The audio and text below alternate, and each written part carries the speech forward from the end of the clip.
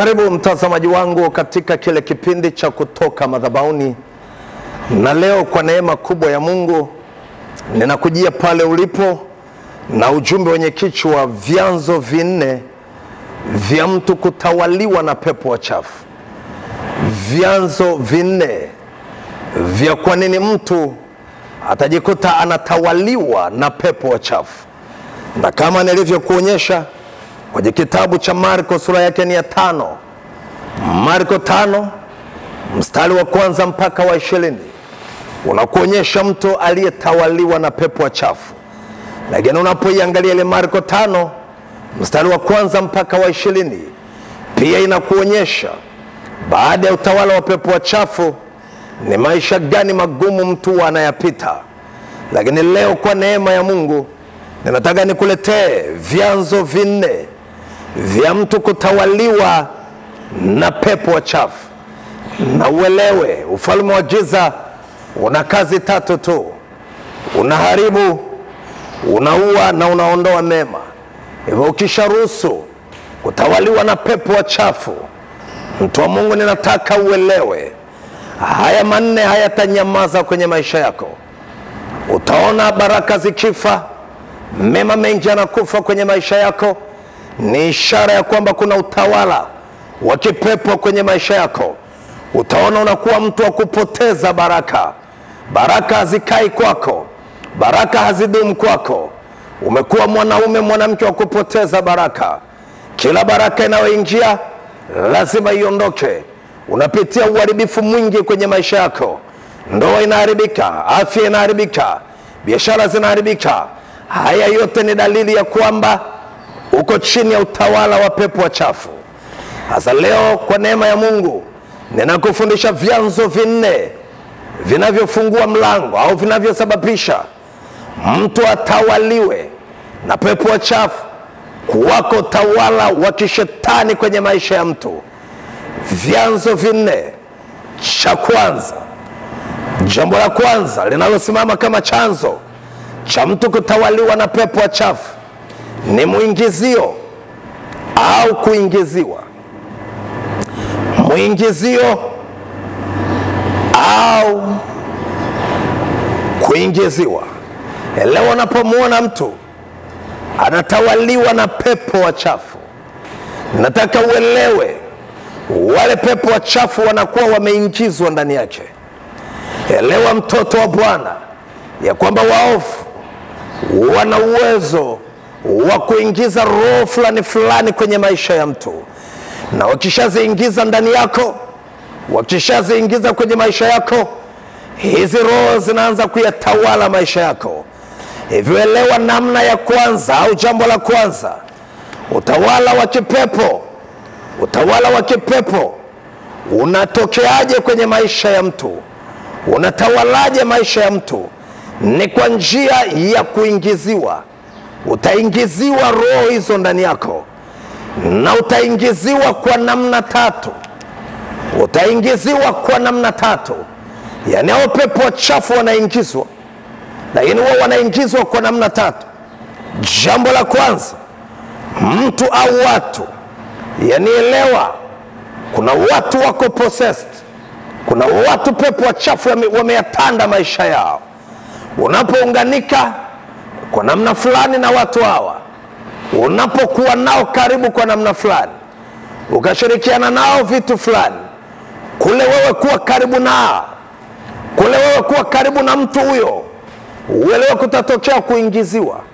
Zile roho zinazotenda kazi ndani yake, wale pepo wachafu wanaotenda kazi ndani yake, wataingia pia ndani yako. Tunaita unaingiziwa, lakini kwa kupitia mtu mwingine, miunganiko isiyo sahihi. Elewa, watu wamekosa umakini, wameunganika na watu ambao kuna utawala wa pepo wachafu kwenye maisha yao. Na maadamu umeunganika na watu hao, elewa kutakuwako kuingiziwa.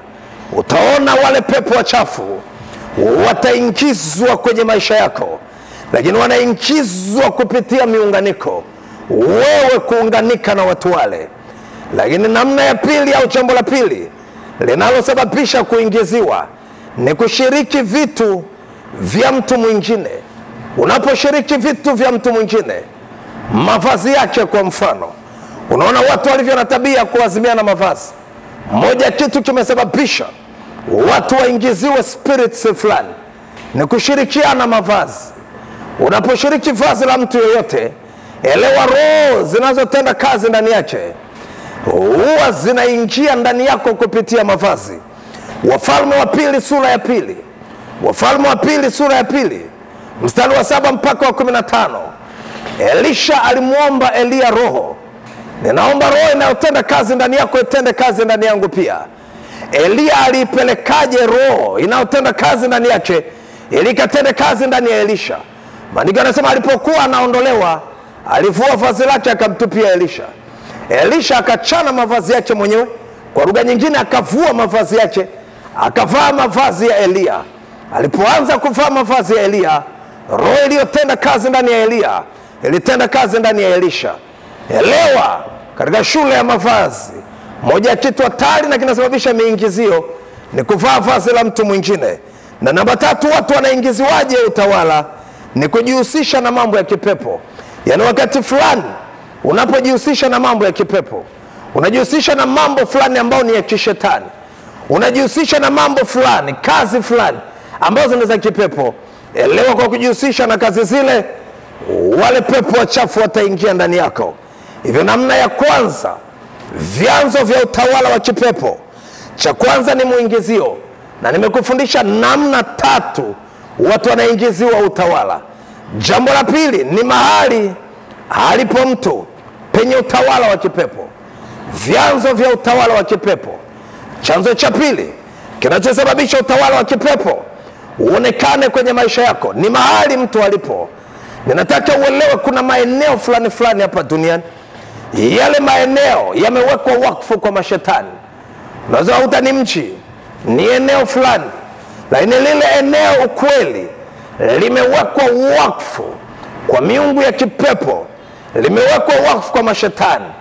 Unapopatikana mahali pale, ninataka uelewe, maadamu umepatikana mahali pale, wale pepo wachafu kirahisi kabisa wataleta utawala wao kwenye maisha yako. Hivyo jambo la pili au chanzo cha pili cha utawala wa kipepo kwenye maisha ya mtu ni mahali mtu huyu alipo. Mahali alipo na pana utawala wa kipepo. Ukijipeleka mahali pale, hauna jicho la kiroho na pana utawala wa kipepo, ukishakwenda mahali pale, utawala wa kipepo utatenda kazi kwenye maisha yako. Jambo la 3 au chanzo cha 3 cha utawala wa kipepo, miunganiko au kuambatana. Miunganiko au kuambatana. Elewa, kuna mtu usiambatane naye. Kuna mtu yeye tayari yuko possessed. Kuna watu elewa hapa duniani, kuna utawala wenye nguvu wa kipepo kwenye maisha yao. Usikubali kwa namna yoyote kuambatana na mtu ambaye kuna utawala wa kishetani ndani yake. Ufunuo 2, kitabu cha Ufunuo sura ya 2 mstari wa 18 mpaka wa 20, Biblia inazungumzia kuambatana na mtu mwenye utawala fulani wa kishetani. Na walipoambatana naye, utawala ule wa kipepo ulihamia kwa hao walioambatana na huyu mtu. Elewa, mtoto wa Jehova, chanzo cha 3 ni kuambatana na mtu mwenye utawala wa kipepo. Chanzo cha 4 na cha mwisho, vyanzo vya utawala wa kipepo. Chanzo cha 4 na cha mwisho, familia au ukoo. Familia au ukoo. Hapa nazungumzia asili ya mtu. Ninapenda uelewe, koo zingine ni koo zenye utawala wa kishetani. Ni koo ambazo tangu mababu utawala wa kishetani umepewa nafasi. Unapotoka kwenye ukoo wa namna ile, unapotoka kwenye familia namna ile, ninataka uelewe moja kwa moja utawala wa kipepo utaonekana kwenye maisha yako.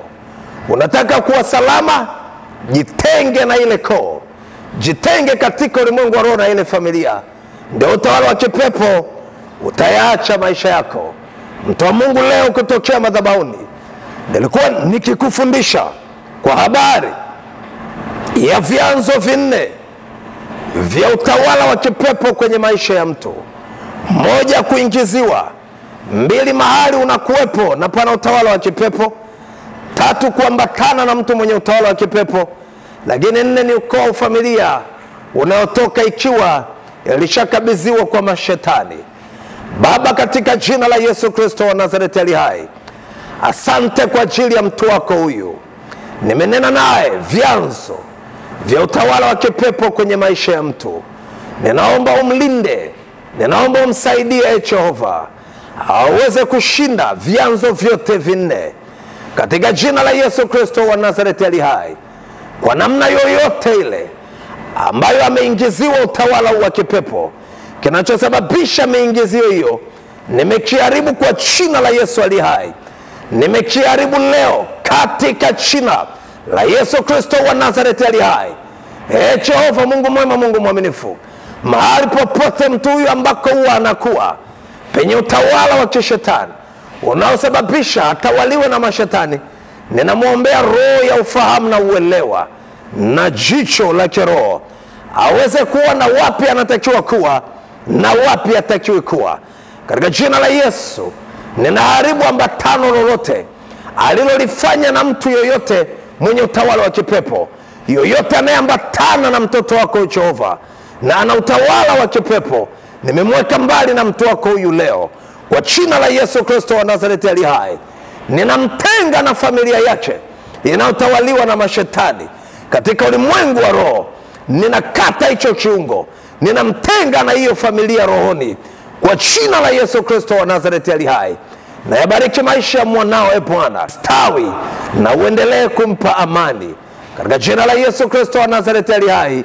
Amen tena amen. Mungu akubariki, akutunze, akupe mema mengi. Mpaka tunapoonana kwenye kipindi kingine, ninakuacha kwenye uwepo wa Bwana katika jina la Yesu Kristo wa Nazareti ali hai. Amen tena amen.